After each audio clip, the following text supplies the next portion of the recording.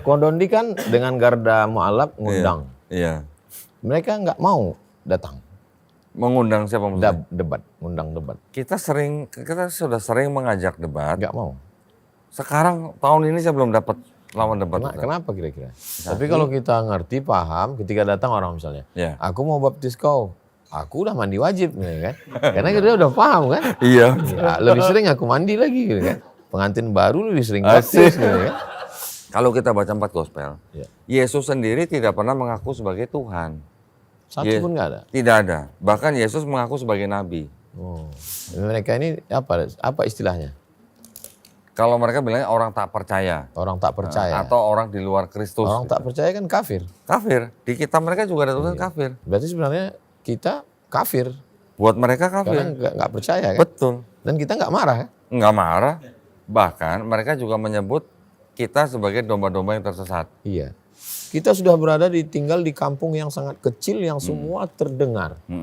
Apa yang mesti disiapkan seorang muslim? Maulaya salli wa sallim daiman abada ala habibika. Generasi pencelah. Alhamdulillah. Sampai di rumah Oma. Masya Allah, sampai juga ke rumah Oma.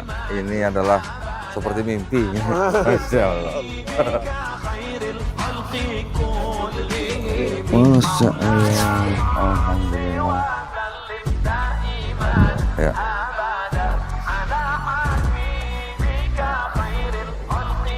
Masya Allah. Alhamdulillah. Ini seperti kayak sarung gitu ya.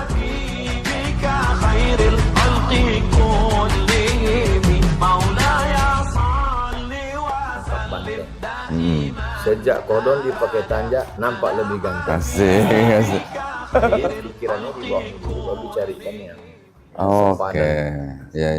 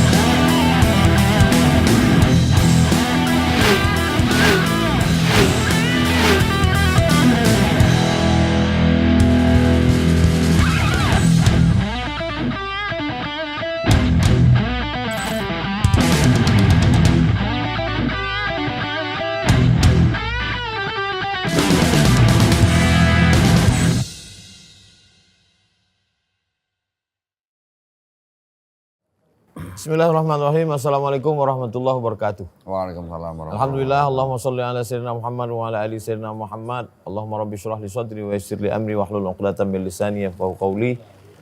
Kita hari ini alhamdulillah, Masya Allah, tabarakallah, kedatangan guru kita yang luar biasa, Koh Dondi Tan. Assalamualaikum. Waalaikumsalam. Apa kabar? Sehat. Masya Allah, alhamdulillah sehat. Gimana perasaan di bumi Lancang Kuning Riau? Masya Allah, senang sekali ya. Setiap kali ke Pekanbaru selalu berkesan, Ustaz. Masya Allah. Masya Allah. Mudah-mudahan Koh Dondi sehat, panjang umur, berkah ilmunya. Beliau melalui jalur yang tidak dilalui banyak orang. Ngajak sholawatan, bagus. Ngajak sabar, ngajak zikir, bagus. Tapi jangan lupa dalam Islam juga diajarkan ud'u ila sabili rabbik, ajalah orang ke jalan Tuhan. Nah, jadi saya selalu bilang ad-da'i ilallah. Saya bilang saya ini bukan da'i ilallah. Saya ini cuman taklim, ngajar. Yang da'i ilallah itu yang ngajak orang dari jalan yang bukan jalan Allah ke jalan Allah. Masuk Islam gitu ya. Nah, itu yang da'i ilallah. Saya mau meluruskan. Nah, karena sekarang kalau udah ngajak orang dari luar ke dalam malah dianggap intoleran. Nah, ini jadi kita mesti luruskan lagi. Nah, mudah-mudahan saya mengikuti kajian-kajian Koh Dondi karena Koh Dondi ilmiah. Bukan saya ngatakan yang lain nggak ilmiah, ilmiah juga. Cuman bisa tenang, tidak emosi, tidak menggunakan kata-kata. Ternyata rahasianya diantaranya tentu saja pertolongan Allah. Rupanya Koh Dondi orang Yogyakarta. Orang Semarang. Semarang. Semarang. Tadi cerita tentang Mbah yang di Oh, itu nenek saya. Nenek di Jogja. Jadi lembut bagaimana orang Semarang, Jogja, Jawa Tengah. Mudah-mudahan kita semua berdakwah dengan kelembutan. Wa qula lahu qawlan layyina. Ucapkanlah dengan kata-kata yang lemah lembut. La'allahu yatadzakkara aw yakhsha. Mudah-mudahan orang yang menjadi takut kepada Allah, menjadi beriman kepada Allah Subhanahu wa taala. Allahumma hdi qaumana, berikanlah saudara-saudara kami hidayah. Fa innahum la ya'lamun, karena orang salah karena tidak tahu. Wa ma adraka ma gospel. Apa itu gospel Kodondi? Tadi kirain baca ayat Quran, belakangnya gospel. Gospel itu kalau dilihat dari kata aslinya, dulunya dari kata God spell. God. Dari kata God Tuhan, spell. Kurang lebih artinya sih sebenarnya bisa dikatakan seperti kata evangelion yang dari bahasa Yunani, atau dalam bahasa Arab kita kenal dengan kata Injil, yaitu kabar baik. Kabar baik. Kabar baik. Cuman kata itu kan diambil dari bahasa Yunani yang sering dipakai oleh bangsa Romawi, Ustaz. Tetapi dulu, zaman dulu sebelum ada istilahnya yang kita kenal dengan Nabi Isa alaihissalam, bangsa Romawi itu menggunakan kata evangelion atau Injil itu atau gospel itu untuk kabar baik ketika mereka menang perang gitu. Oh, dapat berita menang perang nih. Ya. Evangelion. Ya, evangelion berita baik, kabar mereka menang perang. Ya. Tapi belakangan dipakai untuk kabar baik, bisa juga untuk kabar baik kelahiran seorang raja. Lahir raja. Julius Caesar disebut evangelion, kabar baik. Kaisar Agustus disebut evangelion. Yesus juga disebut evangelion. Gitu. Umum ya. Kalau disebut gospel itu apakah New Testament Perjanjian Baru atau New Testament? Perjanjian Baru. Ya. Kalau yang gospel itu khusus untuk Perjanjian Baru atau New Testament. Gitu. Kenapa Perjanjian Lama itu kitab yang dipakai orang Yahudi ya? Perjanjian Lama itu kitabnya orang Yahudi yang dipakai sama orang Kristen. Terus orang Yahudinya nggak marah? Ya marah-marah, tapi jumlahnya kan mereka kalah banyak. Karena akhirnya Kristen ketika mereka tumbuh menjadi agama baru, mereka disokong oleh kekaisaran Romawi. Nah ketika sudah ada kekaisaran Romawi di belakang Kristen, orang Yahudi kan jadi tambah ciut gitu. Jadi Kristen juga tumbuhnya karena memang ada keterlibatan kekaisaran Romawi dalam hal politik. Politik ya. Karena Kaisar Konstantin pada waktu itu, ketika dia sedang mempertahankan tahtanya, dia menggandeng kalangan gereja atau Kristen untuk mengamankan tahta dia gitu. Nah, supaya apa? Supaya dia tidak mudah digulingkan oleh pesaingnya. Oke. Jadi cari suara juga ternyata gitu jadi zaman dulu saja. Untuk nyaman ya. Untuk nyaman. Karena zaman dulu kan orang ganti tahta itu kan bisa hanya dengan tusuk pisau mati langsung ganti kaisar. Gitu. Iya. Racun ya. Racun.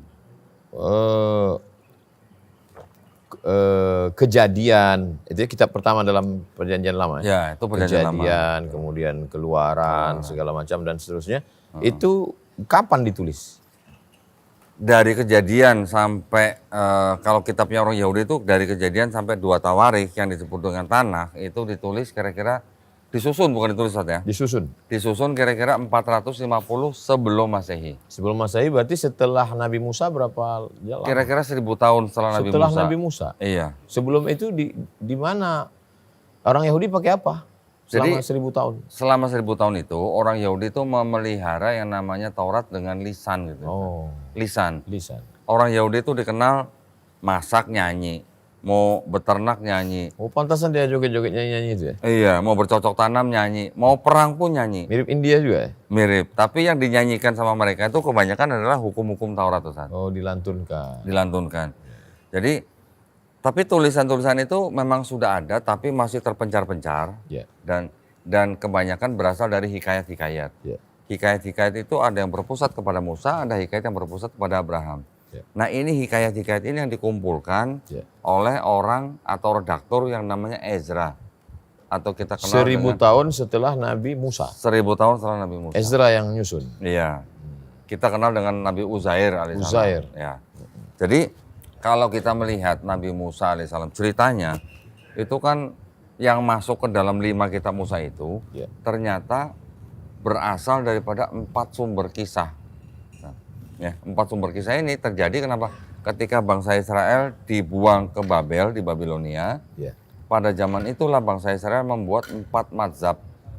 Mazhab Yahwis, Elohis, Deuteronomis, dan Priestly. Ini masing-masing punya sumber kisah yang akhirnya masuk ke dalam 5 kitab Musa. Ya. Jadi 4 sumber masuk dalam 5 kitab Musa, makanya banyak cerita yang diulang dan juga banyak cerita yang kontradiksi. Satu Dalam sama lain 5. kontradiktif. Kontradiktif.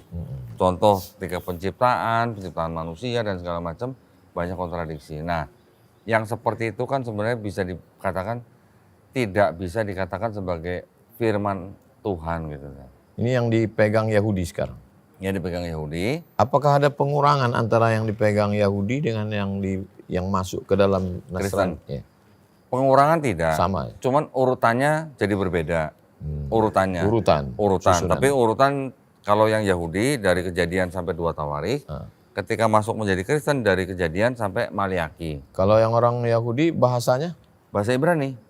Yahudi sekarang? Yahudi Ibrani. Kalau setelah dipakai Kristen, itu Kristen menggunakan yang dari bahasa Ibrani setelah diterjemahkan ke bahasa Yunani. Yang bahasa Yunani ini diterjemahkan kira-kira tahun 270 sebelum Masehi. Ya. Yang memerintahkan itu Raja Ptolemy II di Mesir, Alexandria. Nah, kenapa diterjemahkan ke bahasa Yunani? Karena di Alexandria itu sudah banyak orang Yahudi yang sudah tidak paham dengan bahasa Ibraninya. Nggak ngerti Ibrani. Karena sudah berada di dalam masa zaman Helenistik. Ya. Setelah Alexander Agung menguasai daerah Mediterania, mendominasi. Persia sampai ke Mesir, Palestina juga. Kan di Alexandria Mesir itu jadi diberikan dinasti Ptolemy. Ya. Ptolemy ini kan jenderal perangnya Alexander Agung gitu. Ya, yang akhirnya menjadi dinasti di Mesir. Ya. Gimana ceritanya buku orang Yahudi bisa masuk ke dalam Nasrani? Nah, yang menggunakan buku terjemahan bahasa Yunani ini kan orang-orang Yahudi juga. Ya. Tetapi orang-orang Yahudi yang sedang tinggal atau hidup pada zaman Helenistik Yunani. Ya. Tentu saja yang namanya pengaruh budaya Helenistik itu kan pasti masuk ke dalam sendi-sendi kehidupan mereka. Nanti ada yang akhirnya mempercayai sistem ketuhanan yang berbeda dengan apa yang mereka ketahui dari Taurat. Bahkan orang-orang Yahudi sendiri kan juga ada yang menjadi filsuf Yunani. Sampai akhirnya pemikiran-pemikiran filsuf ini yang menjadi pengaruh bagi orang-orang Yahudi sendiri untuk membuat ajaran baru dari Yudaisme. Jadi Yudaisme ini sebenarnya pecah, Ustaz. Pecah Ya, Yudaisme. pecah Yudaisme ini artinya apa? Yang satu mempertahankan Taurat, Ya. yang satu mengeluarkan ide baru dengan agama Kristen. Jadi yang menciptakan agama Kristen siapa? Ya orang Yahudi juga. Yahudi juga yang. Yahudi juga, tapi orang yang namanya Paulus itu. Apakah sudah ada di zaman Paulus penyatuan antara Perjanjian Lama dengan Perjanjian Baru ini menjadi satu buku yang fix satu? Secara fix belum. Kapan baru? Baru dijadikan satu dengan bukunya atau surat-suratnya Paulus itu di tahun 397 yang terakhir. 397 tahun setelah Masehi. Berarti abad keempat. Akhir abad 4. Setelah masa Nabi Isa. Iya. Baru ada itu buku. Iya, baru jadi satu Perjanjian Lama dan Perjanjian Baru. Berarti sebelum itu apa pegangan? Terpencar-pencar, terpisah-pisah. Mungkin ini megang satu buku kecil Ya, gitu. kitab-kitab surat-surat itu terpencar-pencar. Akhirnya abad keempat barulah jadi satu. Akhir abad 4, 397. Hampir 400 tahun setelah Nabi Isa atau Yesus diangkat. Kalau Perjanjian Baru apa isinya? Perjanjian Baru 27 surat. Ya. 4 surat pertama tuh yang disebut dengan gospel, yang tadi Ustadz bertanya. Terus kemudian ada satu surat namanya Kisah Para Rasul. Ya.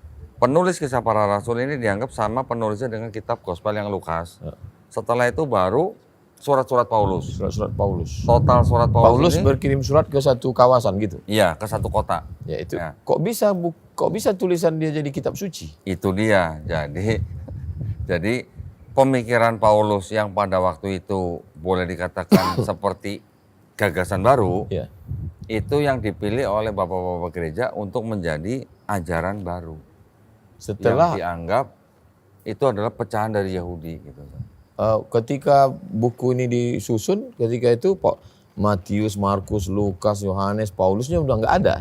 Orangnya? Iya. Sudah nggak ada. Terus disatukanlah tulisan-tulisan mereka ini. Iya. Siapa yang nyatukan? Bapak-bapak gereja, Ustaz. Bapak-bapak gereja yang istilahnya begini.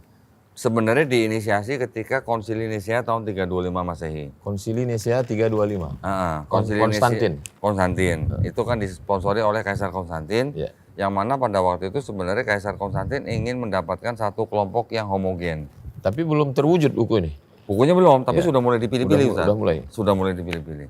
Akhirnya ketika Konstantin sukses menyelenggarakan Konsili Nicea 325, pada saat itulah Yesus dianggap mempunyai hakikat yang sama dengan Bapa. Sehingga pada saat itulah baru diresmikan Yesus disebut sebagai Tuhan. 325. 325. Baru. Itu belum ada Trinitas, Ustaz. Belum. Itu baru Duinitas kan, baru Bapa dan Yesus. Roh Kudusnya belum. Kita mau telusuri embrionya ini. Ya, itu bahwa 325 baru hanya 2. Iya, masih Yesus dan Bapa. Roh Kudusnya belum dianggap sebagai Tuhan. Oh, belum. Roh Kudusnya baru ditetapkan menjadi Tuhan tahun 381 di Konsili Konstantinopel. Oke. Tahun 381 Masehi barulah itu. Apa urgensi memasukkan Roh Kudus? Boleh dikatakan begini, Ustaz. Sebelum zaman itu sudah banyak orang-orang di kawasan itu, Mediterania, dari mulai Sumeria, Babilonia, Persia, India, Mesir, bahkan Eropa, itu orang-orang yang sudah menyembah Tuhan yang triad gitu. Atau dewa yang triad. 3 tapi satu tapi 3. Di Sumeria ada dewa Anu, Enlil, Ea, mewakili langit, bumi, dan laut. Di Persia ada dewa Aharumazda, Mitra, Anahita. Di Babilonia ada dewa Namrus, Tamrus, Semiramis. Di India kita mengenal Brahma, Wisnu, Siwa. Oh, memang 3. Di Mesir ada dewa Osiris, Horus, Isis. Di Eropa ada dewa Matronai, Hekate, dan sebagainya. Walaupun badannya satu tapi mukanya 3. Semuanya 3. Masa kita 2 gitu ya? Nah, ternyata itu berasal dari semacam kayak filsuf ya Ustaz ya. Jadi produk budaya. Bisa dikatakan begitu. Jadi seorang filsuf Yunani namanya Aristoteles mengatakan dunia sesuai dengan perkataan orang-orang Pitagoras, alam semesta ini dibatasi dengan 3, awal, tengah, akhir. Kami menggunakan hukum itu untuk menyembah dewa-dewa kami. Nah, jadi ada gabungan yang namanya Helenistik Yunani, paganisme Romawi, Platonisme, dan juga sistem kepercayaan triad. Ini semua yang masuk dalam Kristen. Baru masuk abad 4.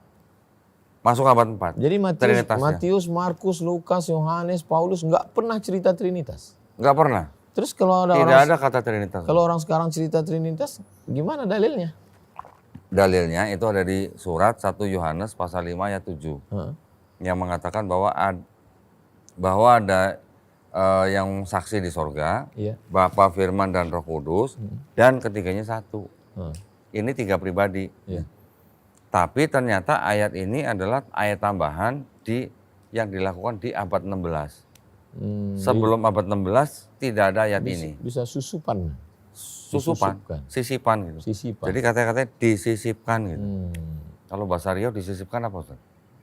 Ya, dicantolkan. Oh, dicantolkan. Jadi itu sebenarnya awalnya sebuah catatan di pinggir halaman. Catatan itu bisa jadi pemikiran agama orang penyalin atau pemikiran agama dari bapak gerejanya. Pemikiran agama itu yang akhirnya dimasukkan menjadi ayat. Yang tadinya bukan ayat dijadikan ayat gitu. Oke, kita mundur ke belakang. Gimana ceritanya Matius, Markus, Lukas, Yohanes meyakini bahwa Nabi Isa anak Tuhan?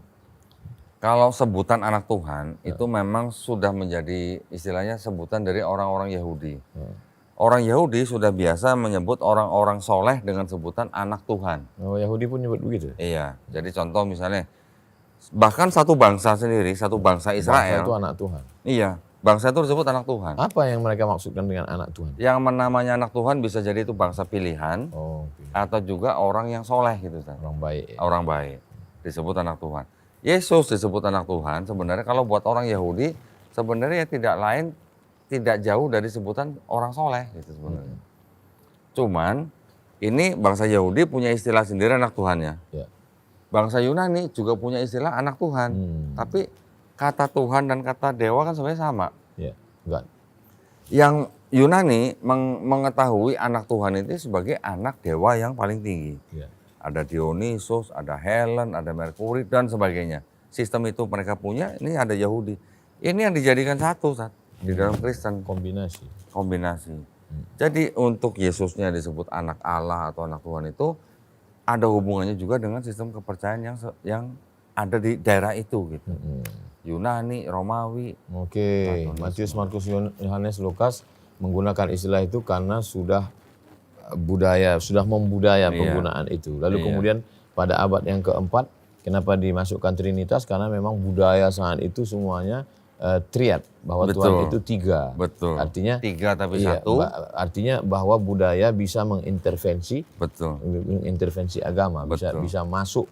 Budaya menyusup menjadi agama. Betul. Dan akidahnya orang Kristen ini berevolusi tidak sebentar, Ustaz. Kalau tadi ada konsili Nicea 325 Masehi, yang kedua konsili Konstantinopel 381 Masehi, yang keempat ada konsili Efesus tahun 431 Masehi. Di situ dinyatakan bahwa Maria itu adalah Theotokos, bunda penghantar Tuhan ke bumi. Diadakan konsili ini karena ada sebagian orang Kristen yang menyembah Maria sebagai Tuhan. Bahkan kelompok ini malah adanya di Arab Saudi, namanya Koliridianisme, dianggap sesat oleh gereja yang berkuasa pada saat itu. Karena menganggap Maria menyembah Maria sebagai Tuhan. Makanya dibantah di Quran surat Al-Maidah 116. Al-Takunta linnasi, apakah engkau yang mengatakan bahwa engkau dan ibumu adalah Tuhan? Betul. Yang keempat, mereka bikin konsili di kota Kalsedon tahun 451 Masehi, menentukan bahwa Yesus itu punya sifat ganda. Sifat ganda itu duinatur atau apa ya? Sepenuhnya manusia, sepenuhnya Tuhan. Ini yang menjadi perpecahan ada gereja timur. Gereja timur. Yang kemudian ada yang aliran Nestorian. Setelah itu ada konsili lagi tahun 553 di Konstantinopel, disebut konsili Konstantinopel kedua. Ini menyatakan bagaimana memisahkan sifat ganda Yesus tanpa meninggalkan Kristus. Nah, mulai pusing Ustadz. Dia manusia tanpa meninggalkan ke Bapa hanya. Bagaimana memisahkan sifat ganda Yesus tanpa meninggalkan Kristusnya gitu. Bikin lagi konsili di Konstantinopel tahun 687. Yang buat ini raja-rajanya? Iya, raja-raja yang di daerah situ, Ustaz. Terus raja dengan ustadz-ustadznya ngumpul. Pemuka agamanya. Gimana kalau kita edit nih gitu? Jadi mereka merumuskan. Merumuskan bagaimana akidahnya itu. Tahun 687 dibuat lagi konsili di Konstantinopel, yaitu Konstantinopel ketiga. Yesus itu punya satu kehendak atau dua kehendak. Coba. Itu dipikirkan sama Bapak Gereja. Karena dia manusia juga, Tuhan juga gitu. Karena sudah terlanjur hybrid. Hybrid. Listrik dengan minyak. Terus terakhir bikin lagi konsili di Nicea yang kedua. Itu disebut konsili Nicea 2 tahun 787. Yang sebelumnya tadi 681, ini sekarang 787. Bagaimana menyembah Yesus sebagai ikon gitu. Nah, jadi ketika Kristen tumbuh, pahamnya atau alirannya juga berbeda-beda. Pertama tumbuh aliran Kristen yang disebut dengan doketisme. Doketisme itu aliran Kristen yang mengambil Yesus itu hanya perwujudan Tuhan di bumi. Ini kalah dengan kelompok Kristen yang separatisme. Separatisme bilang Yesus sebelum dibaptis itu belum Tuhan. Tapi ketika dia disalib, yang diangkat itu Kristusnya bukan Yesusnya. Ini makanya disebut kelompok separatisme, memisahkan antara Yesus dan Pemikiran ini dari mana datangnya? Ya dari orang-orang yang sudah terbiasa dengan sistem kepercayaan yang dari orang-orang yang seperti tadi yang triad dan segala macam. Yang dari Yunani juga pengaruhnya besar. Berkreasi ya.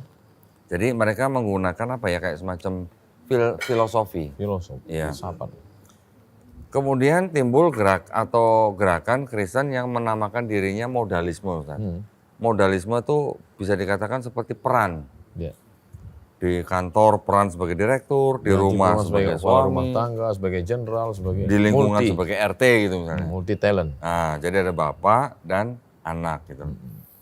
Akhirnya peran yang modalisme ini pecah menjadi monarkianisme dan sabellianisme. Ini yang mengatakan bahwa yang Yesus adalah Bapa adalah Yesus satu pribadi, bukan tiga pribadi. Baru terakhir kalah oleh kalangan yang Trinitarianisme. Ini yang mayoritas. Yang mayoritas sekarang. Trinitarianisme ini yang mengatakan Bapa satu pribadi, Yesus satu pribadi, Roh Kudus satu pribadi, tapi bukan tiga Tuhan, tapi satu Tuhan. Bapa Maha Kuasa, Yesus Maha Kuasa, Roh Kudus Maha Kuasa, tapi bukan tiga Maha Kuasa, tapi satu Maha Kuasa. Iya. Yang pusing-pusing tuh, bisa minum bodrek gitu. Minum kopi loh, Oh iya, minum kopi dulu. Baru kita nyambung, bukan kita ya, saya baru nyambung. Yang video, mohon maaf, saudara kita Nasrani di Yahudi, di Israel, diludahi oleh orang Yahudi. Kan kita mestinya kalau buku kita diambil orang kita bangga kan? Iya. Kitab Yahudi diambil dalam kitab suci, tapi malah ketika orang Nasrani datang dia mukul kepala, marah. Iya. Karena ajaran dia berbeda. Beda. Dan kemudian ada juga video ketika orang Yahudi, dia malah sholat di masjid. Tempat orang Islam. Iya. Kenapa dia nggak sholat? Padahal secara ini kan lebih dekat. Begini, Zat. Kalau untuk berbicara tentang kitab Taurat, orang Yahudi masih mau ngomong dengan orang Kristen. Tapi kalau orang Yahudi suruh sholat di gereja, mereka nggak mau. Kenapa? Karena mereka menganggap gereja adalah tempat menyembah berhala. Berhalanya siapa? Yesus. Buat orang Yahudi.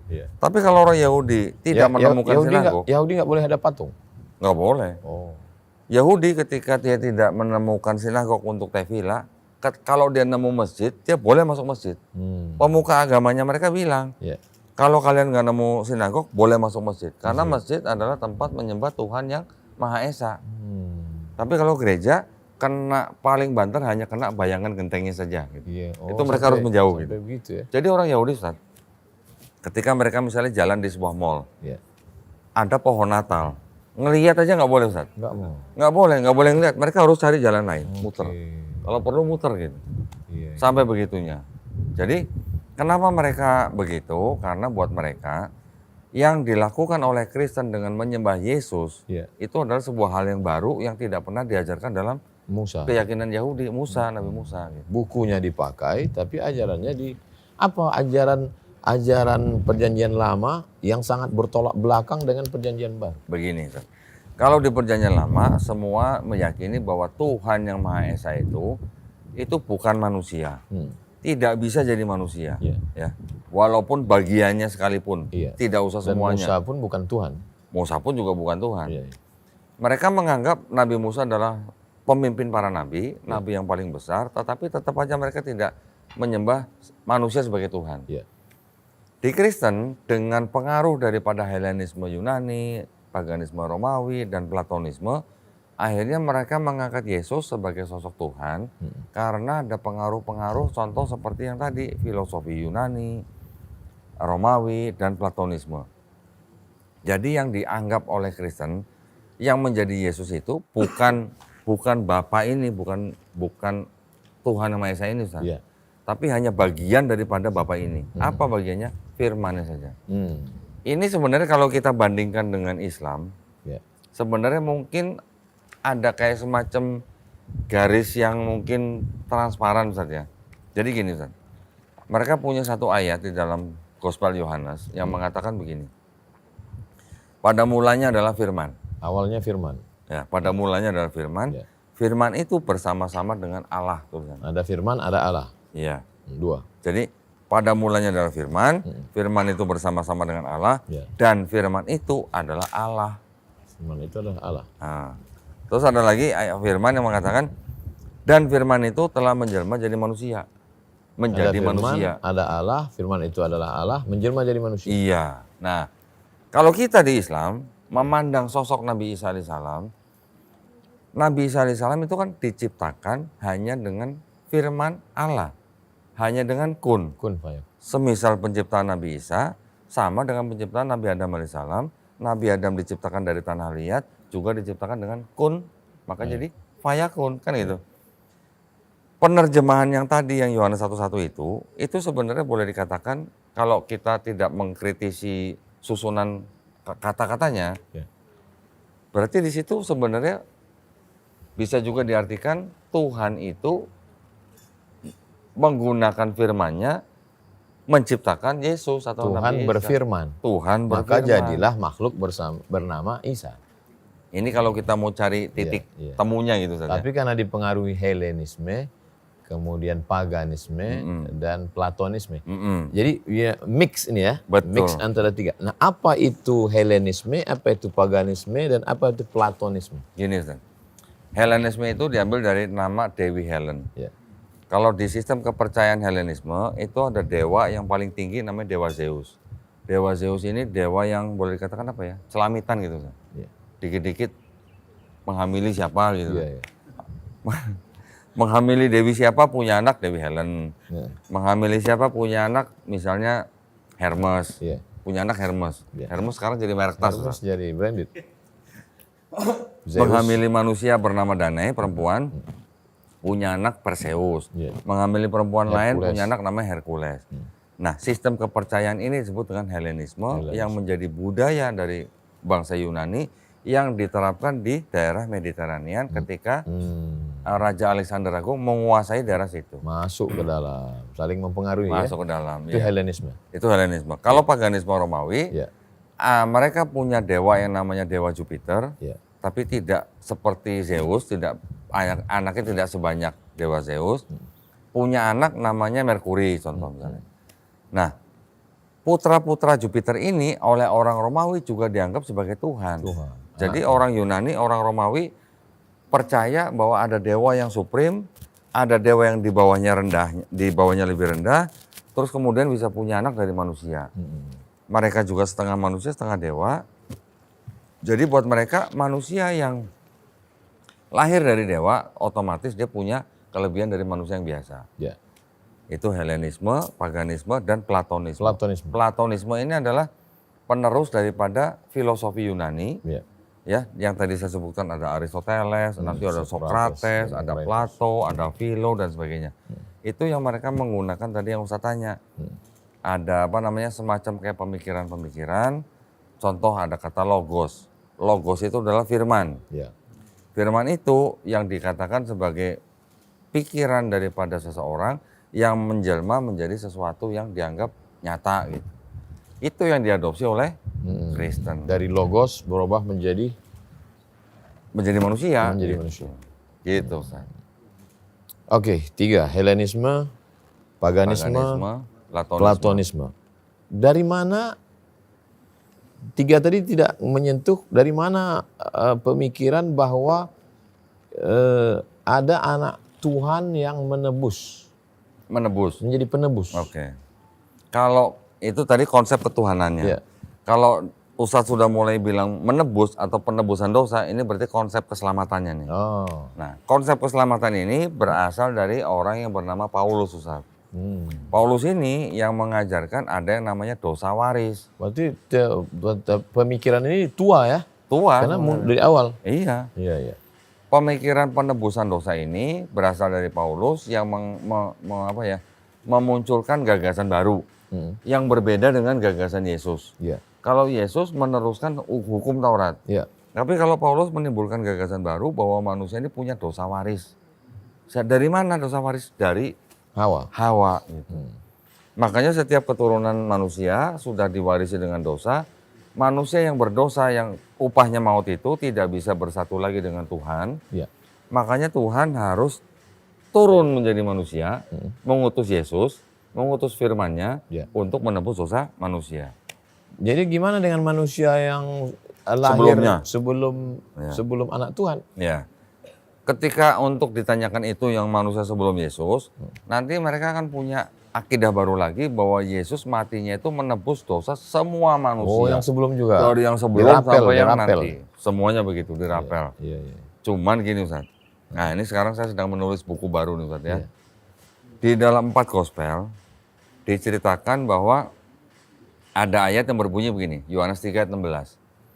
Karena begitu besar kasih Allah kepada dunia ini, maka dikaruniakanlah anak yang tunggal, Ya.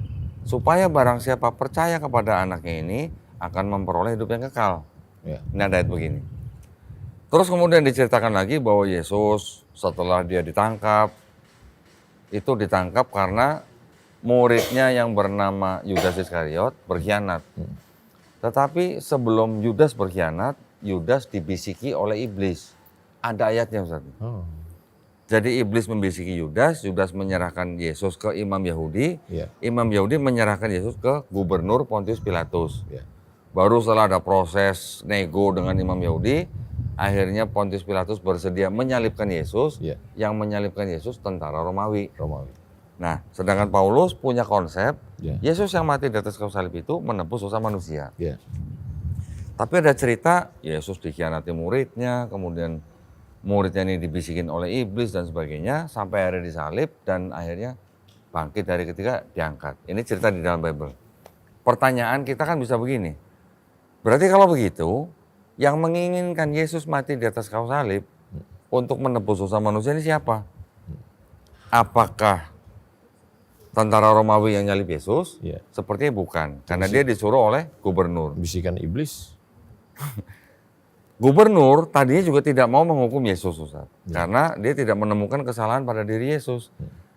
Dia hanya mengikuti tuntutan para imam Yahudi. Ya. Imam Yahudi menuntut Yesus ke Pontius Pilatus karena mereka merasa terancam dengan kedudukan mereka dan juga Yesus menyebut mereka adalah orang-orang munafik. Ya. Tetapi di balik itu ada Yudas yang menyerahkan Yesus ke imam Yahudi. Yudas yang menyerahkan Yesus ke imam Yahudi ini dibisiki oleh iblis sebelumnya. Ya. Berarti sebenarnya yang ingin Yesus mati di atas kayu salib ini siapa sebenarnya? Iya. Iblis kah, Yudas kah, imam Yahudi kah, Pasukan Romawi. Pilatus atau tentara Romawi gitu. Iya. Di balik ini ada Yesus juga. Yesus juga pernah nego dengan Tuhannya atau Bapaknya bahwa jikalau bisa lalukanlah cawan ini daripadaku, sebab bukan kehendak lu yang jadi tetapi kehendakmu yang jadi. Cawan itu dilambangkan dengan lambang penyaliban, Ustaz. Kalau Yesus pernah nanya, jikalau bisa cawan ini dilakukan daripadaku, berarti kan seolah-olah Yesus sedang nego, kalau bisa saya jangan bisa, disalib nggak usah dong. disalib. Nah itu.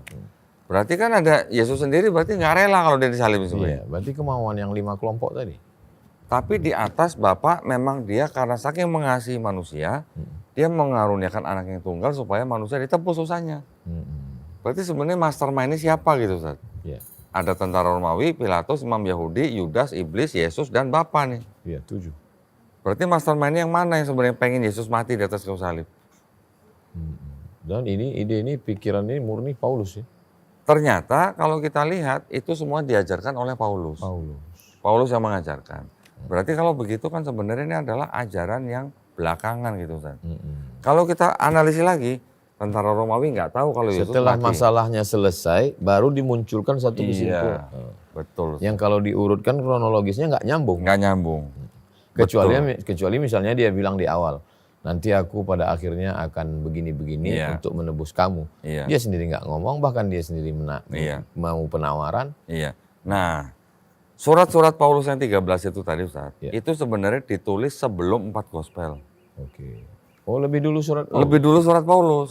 Surat Paulus itu ditulis kira-kira tahun 48 Masehi sampai 65 Masehi. Markus yang dari gospel itu baru ditulis paling awal tahun 65 Masehi. Iya. Berarti ini Paulus dulu nih yang nulis sebenarnya. Di dalam surat-surat Paulus Ini Matius, Markus, Lukas, Yohanes ada hubungan dengan Paulus? nggak ada. Nggak ada juga. Jadi Paulus yang menulis lebih dulu tidak pernah bercerita tentang bagaimana Yesus disalib. Tidak pernah bercerita ada orang yang sudah mati bangkit ketika Yesus bangkit. Karena dia sendiri belum ikut. Iya, tidak pernah cerita bagaimana Yesus lahir. Iya. Tidak pernah cerita bagaimana Yesus melayani. Iya. Tidak pernah bercerita bagaimana Yesus ditangkap. Iya. Jadi Paulus tidak pernah nyebut Matius, Markus, Lukas, Yohanes. Iya. Jadi ini seolah sebenarnya adalah tulisan yang benar-benar baru, Iya. tetapi kemudian diikuti dengan 4 gospel yang menceritakan kehidupan Yesus dari lahir sampai matinya. Jadi ini sebuah pantesan aja Paulus tidak pernah menyebut cerita di dalam Matius, Markus, Lukas, Yohanes karena memang itu sebenarnya adalah sebuah karya dari Paulus sendiri. Iya. sejarah, budaya, cipta, karya manusia, Helenisme, Platonisme, paganisme, Paulus campur semua, akhirnya jadilah satu yang fix, Iya. final. Betul. Lalu barang yang final ini toh pada akhirnya pecah juga. Iya. Menjadi Ortodok, menjadi Katolik, menjadi Protestan. Gimana cerita Ortodok dengan Katolik? Nah, ketika di abad keempat yang tadi saya cerita ada konsili Kalsedon, Ustaz, itu gereja itu disebut dengan gereja patriarki. Mempunyai 5 kota pusatnya mereka, yaitu di Roma, Alexandria, Yerusalem, Antiok, dan Konstantinopel. Ketika mereka sudah menjalankan gereja patriarki ini, barulah di tahun 1054 mereka pecah karena apa? Karena masalah manajemen pemimpin gereja. Kemudian masalah akidah juga ada perbedaan. Kalau orang Ortodok bilang, Roh Kudus itu berasal dari Bapa saja. Roh Kudus berasal dari Bapa Saja. Kalau Katolik bilang Roh Kudus itu berasal dari Bapa dan Anak. Gitu. Nah ini masalah akidah lagi kan. Gara-gara itu mereka pecah tahun 1054. Katolik melanjutkan tradisi sebagai gereja Barat di bawahnya mereka. Banyak juga ikhtilafnya. Banyak. Di bawahnya mereka membawahi gereja-gereja Latin. Kalau yang Ortodok membawahi gereja-gereja Timur. Tahun 1054. Kemudian tahun 1516 yang tadi mungkin saya cerita di masjid bahwa ada seorang juga petinggi gereja mereka sendiri Katolik, Martin Luther, memprotes gereja sendiri karena buat dia pengampunan dosa itu urusan pribadi antara manusia dan Tuhan. Nggak perlu pakai surat pengantar. Tidak perlu surat sertifikat gitu lah. Nah, timbullah Kristen Protestan di abad 16. Setelah itu yang Protestan diprotes lagi orang-orang yang di dalamnya. Setelah mereka menjadi lebih banyak orang-orang tidak setuju pemikirannya, pecah lagi di bawahnya. Ada aliran Lutheran, ada aliran Anglikan, ada aliran Calvinis, ada aliran Baptis, ada aliran Metodis dan sebagainya. Justru yang di bawah Protestan ini yang jauh lebih banyak sekarang. Banyak lagi. Sampai ada karismatik dan sebagainya. Yang paling banyak pecahnya justru di Protestan. Karena setiap orang bisa berijtihad ya. Iya, ketika mereka punya pemikiran agama sendiri, mereka menonjolkan suatu hal yang unik buat mereka, udah keluar jadi aliran baru. Seperti itu. Kohdondi kan pernah di dalam. Beda sama orang sekedar belajar kan. Apa yang paling sulit difahami? Yang paling umum ya maksudnya, yang paling umum, yang paling sulit dipahami ya itu cuma Trinitas sebenarnya. Memahami Trinitas. Karena kalau kita mau mencoba memahami dengan cara apapun, dengan analogi apapun, itu semuanya nanti akan kembali menjadi misteri. Ketika kita sudah sampai ke kata misteri, sudah itu Allah Bapa Rohul Kudus. Iya, kembali lagi nanti ke Helenisme lah, orang-orang yang sebelumnya gitu. Karena ibarat apa, kita udah sampai di ujung sungai, mundur ke belakang, nanti masuknya lagi ke awal-awal muara-muaranya, ke Helenisme, ke paganisme. Betul gitu. Tapi biasanya kalau ada orang luar yang ngaji, yang mengkaji, kemudian ketika nggak paham, ya itu karena kamu nggak dapat bimbingan Roh Kudus. Jamahan gitu. Belum dijamah Roh Kudus gitu. Dijamah. Bilangnya belum dijamah gitu. Biasanya jurus ampuhnya gitu ya? Jurus ampuhnya begitu. Karena kalau sebuah pertanyaan tidak bisa dijawab oleh kalangan pemuka agama mereka sendiri, mereka akan bilang apa? Imani saja. Rata-rata begitu. Kalau sudah imani saja, mau ngomong apa? Habis dogma. Sudah nggak ada ilmiahnya gitu. Itu. Jadi titik temunya pada Trinitas. Trinitas, biasanya gitu. Apa motivasi Paulus membelokkannya ajaran Isa? Dia misalnya dia raja, dia bukan raja, dia bukan orang politik. Apa untungnya buat dia? Tapi pada akhirnya dia mati juga kan, martir. Matinya malah dipenggal oleh Kaisar Nero tahun 65 Masehi. Kenapa Nero nggak setuju dengan Paulus?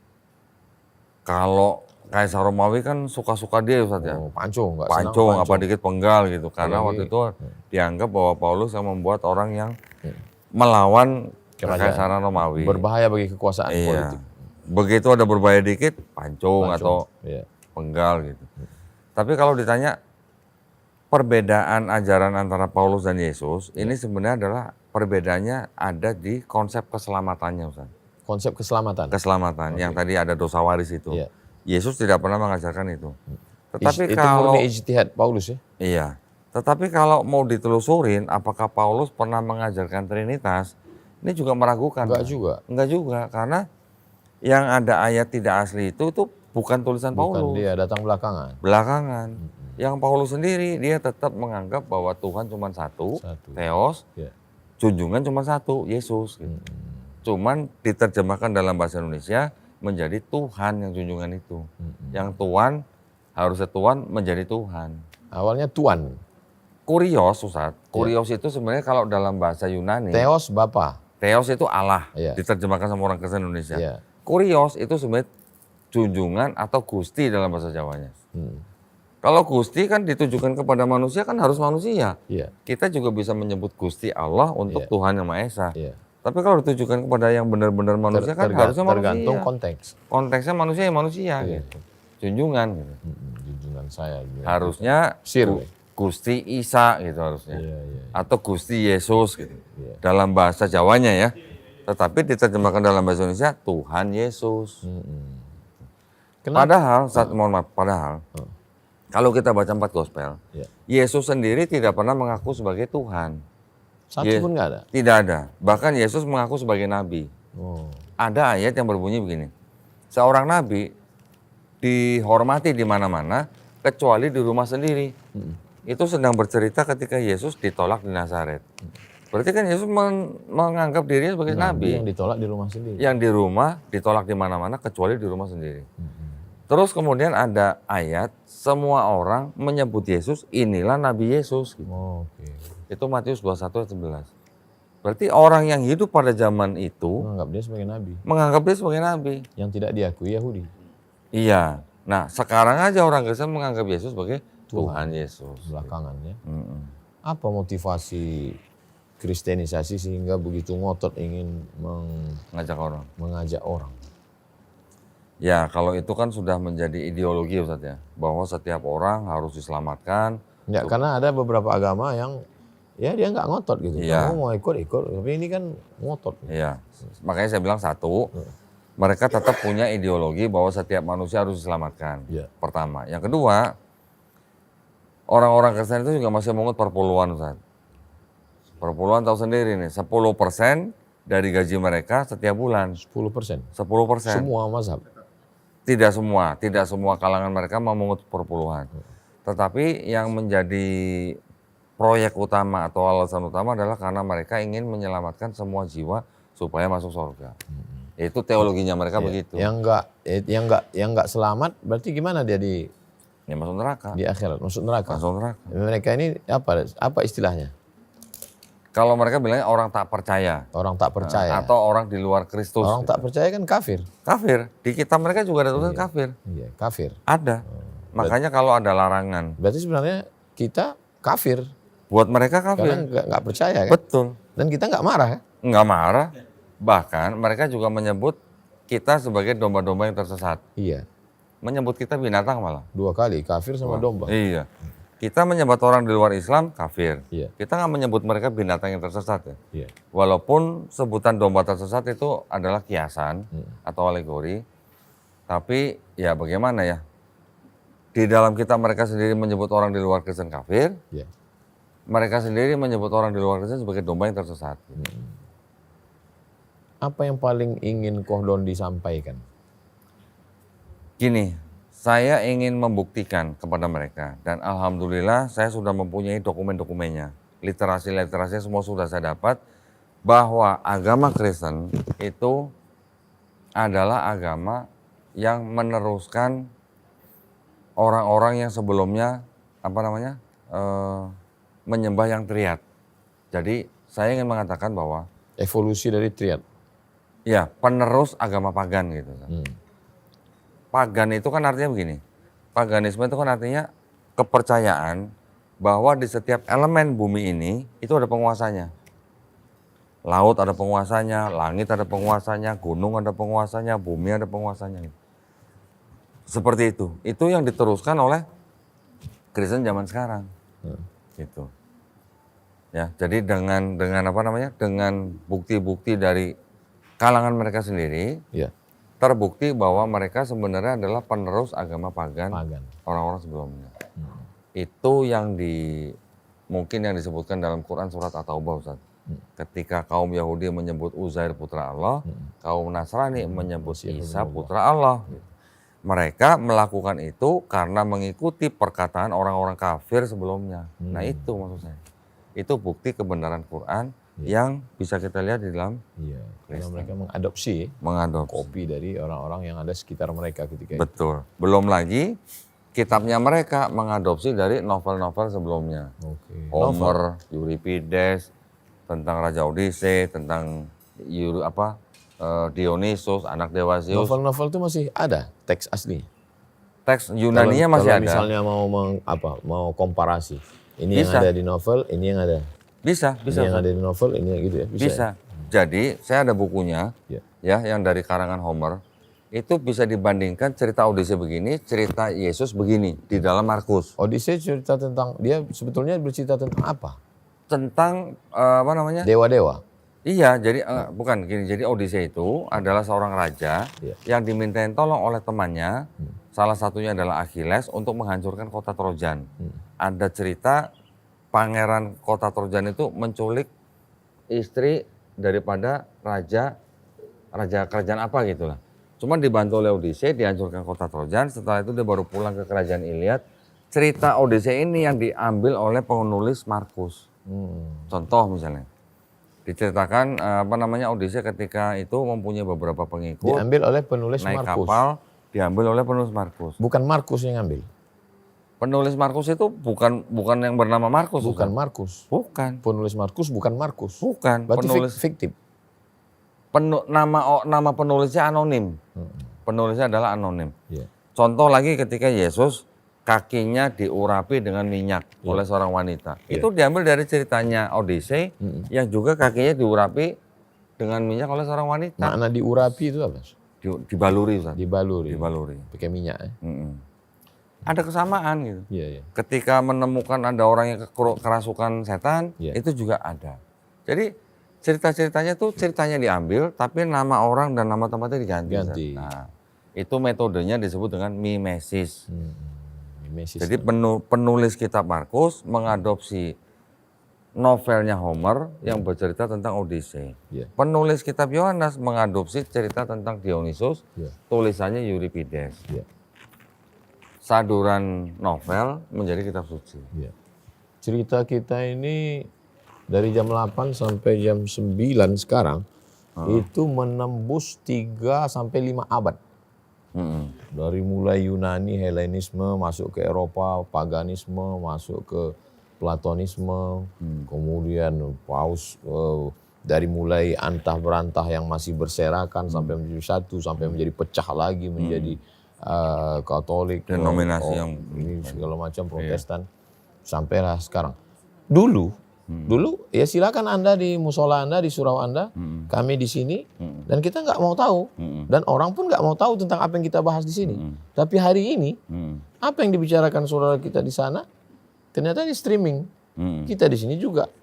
Akhirnya mau nggak mau, suka nggak suka, anak kita, adik kita, dia akan nonton, dan tetangga kita juga, karena kita sudah tinggal di kampung yang sangat kecil yang semua terdengar. Apa yang mesti disiapkan seorang muslim? Yang paling utama disiapkan seorang muslim tentu saja iman dan akidahnya dulu, Ustaz. Untuk menjaga itu berarti kan kita harus punya pengetahuan tentang agama mereka. Kenapa kok kita khusus membahas agama Kristen? Karena agama Kristen dan agama Islam ini sebenarnya agama misi dua-duanya. Misi ini. Perintahnya di dalam Kristen apa?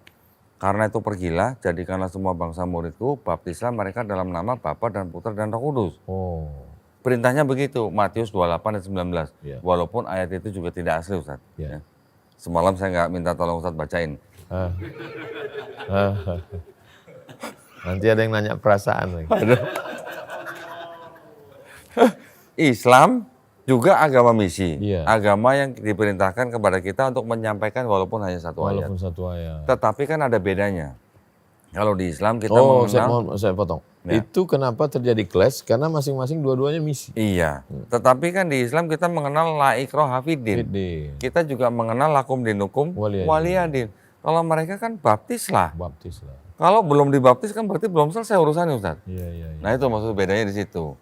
Jadi mereka memang sangat gencar melakukan proses kristenisasi. Tapi kalau kita ngerti, paham, ketika datang orang misalnya, Ya. aku mau baptis kau, aku udah mandi wajib, gitu kan? Karena kita udah paham kan? Iya. Ya, lebih sering aku mandi lagi, gitu kan? Betul. Jadi maksud saya, sesuatu kalau kita nggak tahu, kita Iya. jadi emosi kan? Betul. Tapi kalau misalnya kita temanan kan, Iya. kok kayaknya belum dibaptis, aku tiap Udah hari mandi Jumat wajib. baptis. Pengantin baru lebih sering Asik. baptis, gitu kan? Jadi sesuatu itu nyantai aja, Iya, gitu. Nggak betul. perlu emosi. Betul. Baru saya paham kuncinya kenapa Kohdondi nggak emosi, karena dia punya banyak peluru. Betul. Karena kita tahu dalemannya mereka. Iya. Dalemannya mereka mengadopsi dari mana, mengadopsi dari mana. Jadi, itu ya semua saya udah tahu. nyantai aja. Gitu, nyantai. Iya, iya. Gitu, Ustaz. Jadi pentingnya anak-anak kita baca, ngerti, paham. Betul. Yang baca buku Kohdondi, insya Allah dicetak. Yang nggak baca, malas baca, tinggal tonton Kohdondi Tan, subscribe, like, share, and comment. Iya. Dulu saya kan akhirnya Apa usaha yang Kohdondi lakukan dalam dakwah, yang jalur Kohdondi ini? ya, jadi kan gini Ustaz. Ketika kita melakukan melakukan tugas dengan cara berdebat dengan para pemuka agama mereka, kan kita berharap itu ada nilai edukasi yang bisa ditonton oleh umat Islam dan kalangan mereka. Setelah kita melakukan itu, kira-kira setahun belakangan ini, itu sekarang jadi banyak orang yang pengen datang ke tempat kita, Ustaz. Datang ke Datang ke studio Garda Mualaf Indonesia. Garda Mualaf Indonesia, alamatnya di Di Jakarta Timur. Jakarta Timur. Heeh. Ketika mereka datang, yang kalangan Kristen itu mereka penasaran dengan apa yang kita perdebatkan gitu. Ya, sampai pendeta kemarin datang ya. Betul. Jadi mereka sampai bingung kenapa kok Kohdondi bisa punya bukti-bukti yang Iya, sebanyak itu gitu. Bukunya kok ada ya. Iya. Jadi mereka datang menanyakan agama mereka sendiri. Itu banyak kejadian yang lucu gitu, Ustaz. Lucunya begini. Mereka mengaku sebagai Kristen dari kecil. Tetapi ketika saya bacakan Yesus begini, Kaget. mereka kaget. Iya, iya. Oh iya juga ya. Kenapa mereka ternyata baru tahu orang Islam itu yang dilakukan Yesus dalam kitab mereka gitu. Iya, iya. Contoh Yesus disunat, Yesus puasa, Yesus nggak makan babi, Yesus sholatnya sujud, Yesus dikafani dan sebagainya. Yesus disunat. Disunat, Yesus nggak makan babi. nggak makan babi, Yesus Puasa. dikafani. Yesus Dikafani. puasa. sholatnya sujud, Sholatnya sujud. akikah, Iya, baptis. iya. Berarti Muslim. Muslim harus. Nah maksud saya gini Ustaz. Iya. Kalau Nabi Muhammad SAW diperintahkan sujud di Quran surat Al-Hajj ayat 77, dia disebut Muslim. Iya. Berarti Yesus sampai Abraham yang semuanya sujud doanya, berarti Muslim juga bukan? Iya. Maksud saya gitu. Sama semua. Linear. Iya. Kok ini tiba-tiba belok? Nah itu dia. Iya. Itu dia maksud saya. Jadi ketika ada tamu yang menanyakan begitu, yang saya tanya, kamu mengikut Yesus atau kamu pengikut Paulus? Oh. Saya bisa tunjukin ayat-ayatnya. Dua. Kami Muslim nih, kami yang mengikuti Yesus. Tapi di tempat kita ada juga yang gitu. Ikut Nabi Muhammad apa ikut Imam Asy'ari gitu. Itu Ustaz Alnab. Oh gitu ya? Masya Allah. Oke, kita fokus ke sini. Karena saya kok nengok beliau nggak fokus. Ke Kohdondi kan dengan Garda Mualaf ngundang. Iya. Mereka nggak mau datang. Mengundang siapa maksudnya? Debat, ngundang debat. Kita sudah sering mengajak debat. Nggak mau. Sekarang tahun ini saya belum dapat lawan debat. Ustaz. Kenapa kira-kira? Mungkin mereka menonton video saya kalau saya punya dokumen-dokumen itu yang saya tunjukkan. Bahaya, punya kartunya ya. Jadi gini Ustaz, pernah belum lama ada seorang anak muda. Atau karena cincinnya dua. Ada seorang anak muda Ustaz. Iya. Dia setahun yang lalu dia menonton video saya. Iya. Terus dia ngaku dia panas, tapi sama ibunya akhirnya disuruh masuk ikut program pendalaman Alkitab di gerejanya. Oh. Program itu namanya CD. CD. Ya. Dengan CD itu diharapkan orang yang ikut lebih mengenal kitabnya, lebih menguatkan imannya. Ya. CD itu programnya kira-kira 6 bulan. Setelah selesai 6 bulan, dikatakan bahwa dia bisa bertanya apa saja dengan pendetanya. Tapi ketika dia bertanya, dia merasa bilang apa? Nggak nyambung. Pendetanya jawabannya kurang memuaskan gitu. Setelah selesai CD, si anak ini malah datang ke tempat saya Ustaz. Betul. Berarti Saya dia tanya. nonton. Nonton. Iya, iya. Saya tanya, kamu gimana tahu kita? Saya udah nonton Om Dondi udah dari tahun lalu gitu. Terus waktu kamu pertama nonton saya gimana? HP saya banting gitu. Oh, marah ya. Jadi dia nonton di handphone, HP-nya dia dibanting. Tetapi setelah dia selesai CD, malah dia langsung ke tempat saya, dia bertanya apa yang dia tanyakan ke pendeta dan pendeta kamu jawab. Setelah saya jawab dengan kitab mereka sendiri, Ketemu. anak itu ada masuk Islam Iya. dan berani ditanyakan di YouTube. Padahal orang tuanya polisi, Ustaz. Allah. Ketika videonya tayang, orang tuanya juga ikut komen. Tapi ya saya juga nggak ngerti ya, artinya anak ini berani gitu ya. Iya. Setelah pendetanya ngelihat anak ini masuk Islam di tempat saya, pendetanya baru marah sama anak itu. Kenapa kamu nggak nanya saya? Anak itu bilang, saya udah nanya. Kenapa Pak Pendeta nggak jawab saya? Lebih mantap ini. Nah terus setelah itu, pendetanya marah-marah, saya bilang kalau gitu ajakin aja pendeta ketemu saya. Katanya pendeta tuh mau katanya, mau. Iya. Ya sudah, minta surat, saya kirim surat. Tapi setelah saya kirim surat tantangan debat, 2 minggu nggak ada jawaban. Nggak ada. Sampai sekarang nggak ada jawaban.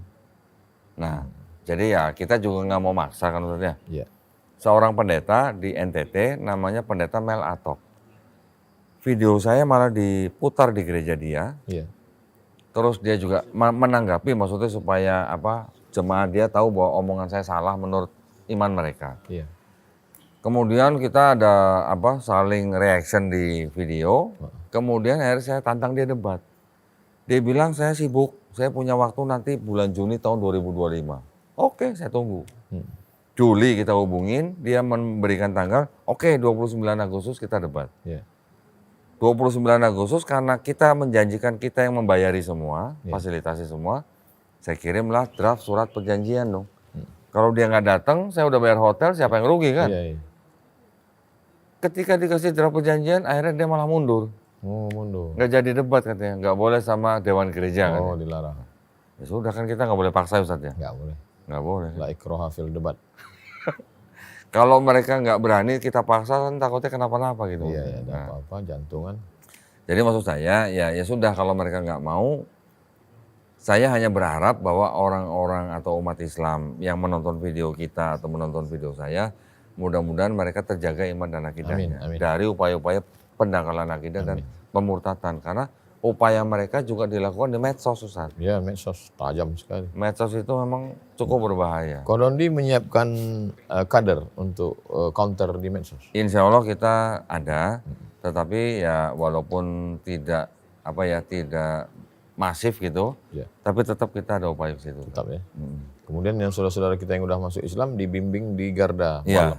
Ada kajian khusus untuk malam. Iya, jadi setiap 2 bulan sekali kita undang mereka untuk ada kajian khusus. Nomor handphone yang bisa dihubungi 0896 0896 30 300 300. 30 300 300. Ya, namanya Melisa. Melisa. Tetapi setiap orang yang masuk Islam di tempat kita, Ustaz, Ya. itu mereka akan kita kirimi guru privat ke rumah masing-masing. Allahu Akbar. Setiap minggu 2 kali. Ya. Ya, 1 kali 90 menit. Ya. Mereka harus belajar sholat, belajar ikro sampai bisa baca Quran. Masya Allah. Dan mereka tidak ada yang perlu dibayar. Bahkan yang belum sunat kita sunatin gratis. Allahu Akbar. Yang belum nikah kita nikahin gratis. Masya Allah. Kalau mau nikah. Masya Allah. Kalau ada calonnya ya. Iya, iya. Kita jadi kerjasama dengan salah satu pesantren dekat kita Iya. yang bisa menikahkan. Iya. Kita juga bekerjasama dengan klinik yang bisa menyunatkan. Iya. Kita kerjasama dengan lembaga yang menyediakan guru-guru ikro. Gitu. Setelah Kohdondi menjadi Muslim, apa yang Kohdondi rasa berat? Berat. Ya. Berat apa ya? Kalau berat kan istiqomah ya Ustaz. Istiqomah. Kalau yang ringan kan istirahat ya Ustaz. Istirahat. Istiqomah berat ya. Ya, jadi kita menjaga istiqomah itu kalau kita dengan ketulusan, Ya. jadi ringan. Jadi ringan. Kalau dengan Istiqomah ketulusan. obatnya tulus. Tulus. Kemudian melihat saudara Muslim setelah masuk Islam, Muslim ada rasa dalam hati, kok gini ya gitu. Apa hal yang kok gini supaya kami, saya mengatakan kami, supaya memperbaiki diri. Mana tahu ada saudara kita yang baru masuk Islam, setelah masuk Islam dia ngelihat kok gini ya gitu. Ada juga yang begitu Ustaz ya. Tapi kalau saya tidak mau terlarut dalam perbedaan-perbedaan yang ada di dalam umat Islam. Saya yakin itu lebih cocok ditangani oleh ahlinya seperti Tuan Guru Ustaz Abdul Somad. Tapi kalau yang saya prihatin itu adalah tentang bagaimana orang-orang Islam yang sekarang masih memandang kitabnya orang Yahudi dan orang Kristen itu sebagai Taurat dan Injil yang dimaksud Quran. Oh, ini Taurat yang dibawa Musa, Ya. Nabi Musa, ini Injil yang dibawa Nabi Isa. Ya. Itu fatal ya. Itu fatal. Makanya itu yang pertama tadi kita buka awal. Betul. Wama adraka ma gospel. Betul. Jadi saya tidak mau umat Islam menganggap bahwa kitabnya orang Yahudi itu adalah Taurat yang dimaksud Quran atau kitabnya orang Kristen itu adalah Injil yang dimaksud Quran. Ya, tepat sekali. Karena kalau begitu, nanti orang kan bawa, kamu percaya kepada Nabi Musa? Ya. Nabi Musa bawa apa? Bawa Taurat. Betul. Percaya Nabi Isa? Iya. Nabi Isa bawa Injil. Ini Taurat, ini Injil. Kamu sih suruh percaya sama ini kan? Betul. Itu yang dilakukan oleh kalangan mereka dengan menyebutkan bahwa di dalam Islam ada yang namanya Islamic dilemma.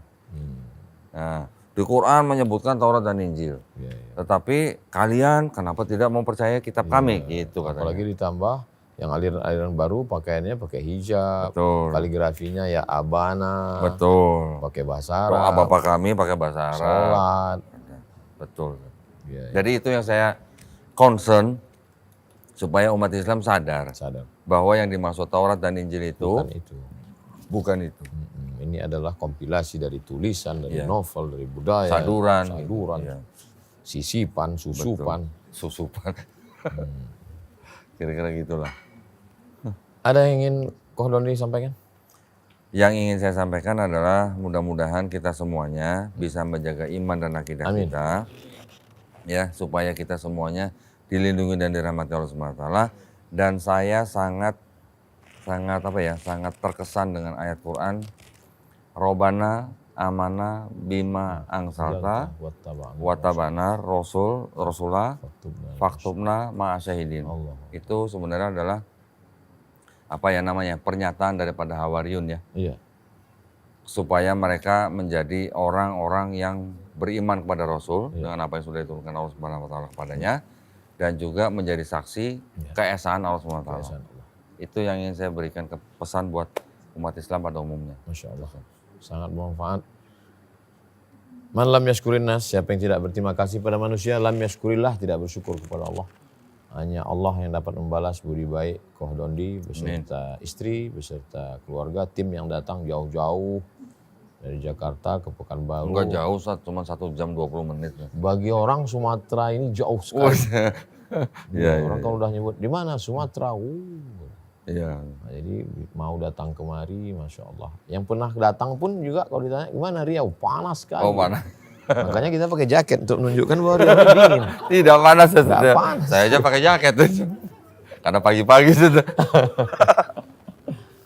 Jazakumullah khairal jaza. Waalaikumsalam. Mudah-mudahan Koh sehat walafiat. Amin. Ilmunya bermanfaat, buku-bukunya jadi cepat. Kemudian lembaga Garda Mu'alaf bisa mengayomi, melindungi, mendidik, menyelamatkan umat ini insyaallah. Al-hazihi niat untuk niat yang baik ini. Al-Fatihah. Bismillahirrahmanirrahim. Bismillahirrahmanirrahim. Alhamdulillahirabbil alamin arrahmanir rahim maliki yaumiddin. Iyyaka na'budu wa nasta'in iyyaka shiratal mustaqim. Shiratal ladzina an'amta 'alaihim ghairil maghdubi 'alaihim waladdallin. Amin. Allahumma shalli ala sayyidina Muhammad wa ala ali sayyidina Muhammad. Ya Rabbi bil Mustafa balligh maqasidana. Waghfir lana ma madha ya wasi'al karam ya qadir hajat ya rafi'al darajat. Ya muqallibal qulub tsabbit qulubana ala dinik wa ala ta'atik. Wa sallallahu ala sayyidina Muhammad wa ala alihi wasallam walhamdulillahirabbil alamin. Alhamdulillah. Terima kasih Bapak Ibu, Abang, Kakak, Adik, sahabat jamaah dimanapun berada. Ngaji terus, ngaji ikhlas, ngaji sabar, ngaji tawakal, bagus. Ngaji fikih, sholat, zakat, puasa, taharah, haji, bagus. Tapi jangan lupa ngaji juga tentang akidah yang kuat dan siapkan benteng ketika diserang orang lain dengan ikuti kajian-kajian guru kita Koh Donditan di channel Koh Donditan. Jangan lupa subscribe, like, share, and comment. Barakallahu fikum. Wassalamualaikum warahmatullahi wabarakatuh. Waalaikumsalam warahmatullahi wabarakatuh. Masya Allah. Alhamdulillah. Terima kasih banyak Bang Guru.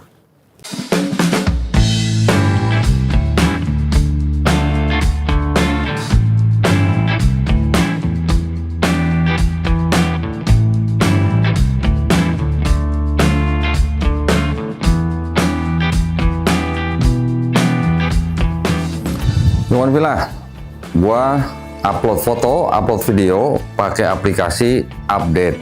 Makanya install Update kalau nggak mau kudet.